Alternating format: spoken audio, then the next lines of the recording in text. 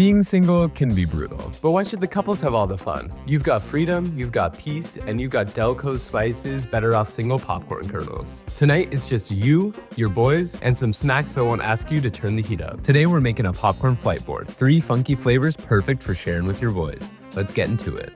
Over medium-high heat, add vegetable oil and 4 kernels of Dell Cove Spices Better Off Single popcorn. Once those 4 kernels pop, you know your oil is hot enough for the rest of the kernels. Once popped, transfer to a bowl and add 2 tablespoons of melted butter, because moderation is for people in relationships. Now grab your Dell Cove Spices salted caramel seasoning. Really go for it here. Stir until mixed well and finish with a pinch of flaky sea salt. Let's call this one Salty AF.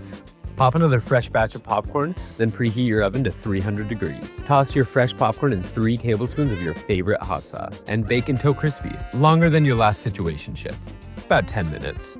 Once cooled, sprinkle with Dell Cove Spices Spicy Cajun Seasoning. This one is called Burned Bridges.